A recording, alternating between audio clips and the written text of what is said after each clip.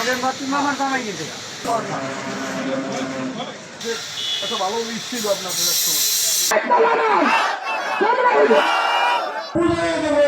এই 54 বছরে বাংলাদেশের মানুষ বারবার সত্য আজকে এক রেখেছে আর বারবার তাদের স্বপ্ন ভঙ্গ হয়েছে। ক্ষমতা এক স্বৈরাচারের পরিবর্তে অনেক স্বৈরাচার এসেছে। জনগণ তার আশা আকাঙ্ক্ষা 4 আসনের সবচেয়ে যোগ্য প্রার্থী হলো মোহাম্মদ মোস্তাফিজুর রহমান। দলীয় ঐক্য প্রার্থী এখানে আমাদের জামাত চরমনাই 8 দল মোশাররফ ভাইয়ের বিপক্ষে বেশি হাত পাকায় পাবে।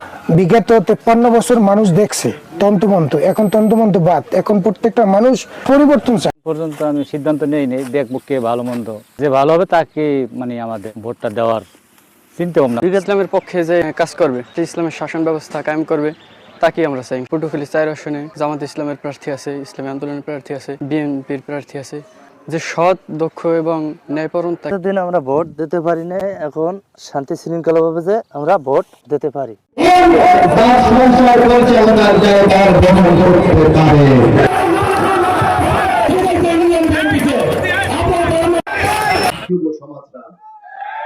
যারা আজকে রাষ্ট্র মেরামতের জন্য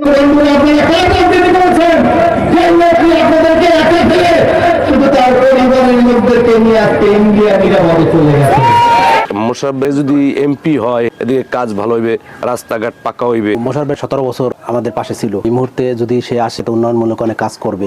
এবে মোশাররফ ভাই বিগত দিনে কলাপাড়া এবং রাঙ্গাবালিতে যে উন্নয়নটা করছে, এটা আমাদের সাধারণ জনগণ অবগত। সে দুর্দিনে 17 বছর এই রাঙ্গাবালি জনপদে খোঁজ খবর নিছে।